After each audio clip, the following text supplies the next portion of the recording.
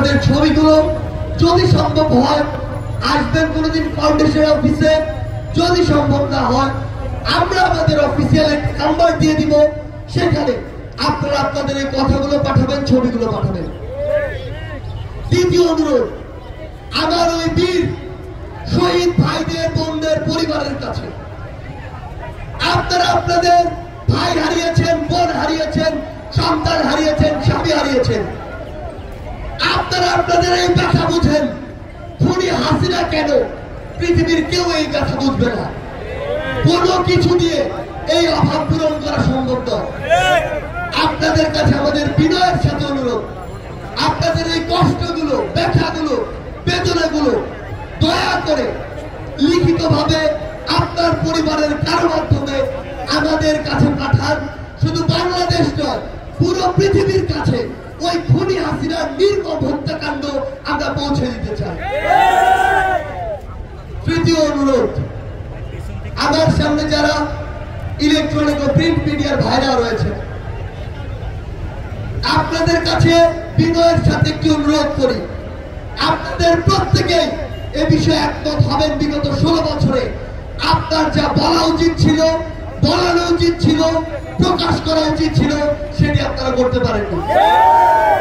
আমরা নিজের চোখে দেখেছি ডিজিএফআই যখন আমাদেরকে আটকে রাখে কোন একটি নিউজ চ্যানেলে, কিছুক্ষণ যে শিরোনামটি চলে, কয়েক মিনিট পরে ডিজিএফআই তখন যদি মনে করে যে এটি সরকারের পক্ষে না বিপক্ষে যায়, তখন তারা ইনস্ট্যান্ট কয়েক মিনিটের মধ্যে ওই শিরোনামটি চেঞ্জ করে দিয়েছে।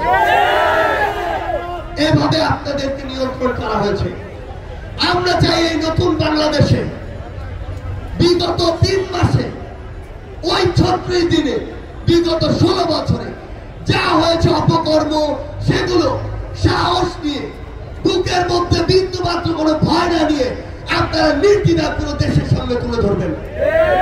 আপনাদের কাছে অনুরোধ করছি, প্রত্যেক মিডিয়ার পক্ষ থেকে ছোট একটি উইক থাকুক, আপনারা আমাদের ওই আহত ভাই বোনদের ঘরে যাবেন, আপনারা আমাদের ওই শহীদ ভাই বোনদের ঘরে যাবেন। এই ব্যথা বেদনাগুলো পুরো দেশের সামনে আপনাদের তুলে ধরা উচিত। আরেকটি অনুরোধ, দেশের সুশীল সমাজের প্রতি, সেই সুশীল সমাজের প্রতি যে সুশীল সমাজ এখন বিগত 16 বছর ভুলে গিয়ে 3 মাস নিয়ে পড়ে আছে, সেই সুশীল সমাজের প্রতি যারা বিগত 16 বছরে একদিকে তোষামোদি করেছে, আজকে আরেকদিকে তোষামোদি করে, আমাদের আপনাদের কাছে বিনয়ের সাথে অনুরোধ, আপনারা এই 3 মাসে যদি কোথাও কোনো সীমাবদ্ধতা থাকে সেটি নিয়ে যেমন কথা বলবেন, ওই 16 বছরে যে অপকর্মগুলো করা হয়েছে, যেগুলো আপনারা বলতে পারেননি, আপনার যদি ওই সৎসাহস এবং ন্যায় নীতি থাকে, তাহলে এখন সেই কথাগুলো বলুন। আমরা আমাদের জায়গা থেকে আমাদের বিপ্লবী ভাইদেরকে শুধু একটি অনুরোধ করতে চাই, বিগত 16 বছরে একটা একটা করে দল তাদের সর্বোচ্চ শক্তি নিয়ে রাজপথে নেমেছিল, তারা তাদের জায়গা থেকে সর্বোচ্চ চেষ্টা করেছে, কিন্তু খুনি হাসিনা তার বিভিন্ন বাহিনী দিয়ে, তার বিভিন্ন সন্ত্রাসী দিয়ে সকলকে দমন করেছিল। কিন্তু যখনই ওই 36 দিনে আমরা ঐক্যবদ্ধ হয়েছিলাম, খুনি হাসিনা ভয়ে এই দেশ ছেড়ে পালিয়ে গেছে।